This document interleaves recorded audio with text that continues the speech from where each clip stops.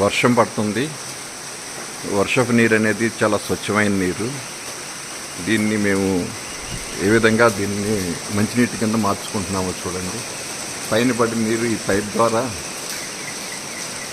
ఇక్కడికి వస్తుంది.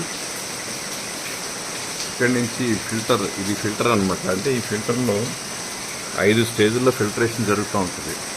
ఒకటి మీకు సున్నప్రాయి, రెండో స్టేజ్ వచ్చేటప్పుడు కర్రబొగ్గు, మూడో స్టేజ్ గులకరాళ్ళు, నాలుగో స్టేజ్ ఇటుక ముక్కలు, ఐదో స్టేజ్ ఇసుక. ఈ 5 స్టేజ్ల నుంచి ఫిల్టర్ అయ్యి ఈ ట్యాంక్స్లోకి వస్తుంది అనమాట. ఇవి స్టోరేజ్ ట్యాంక్స్ అనమాట. ఈ స్టోరేజ్ ట్యాంక్స్ ఒకటి 1000 లీటర్లు, మొత్తం కలిపి 4000 లీటర్లు.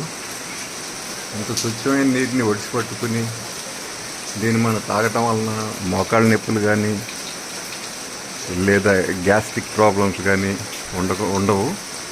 సో మీరు కూడా ఎవరికి వారే, ఇది చాలా తక్కువ ఖర్చుతో కూడుకున్నది.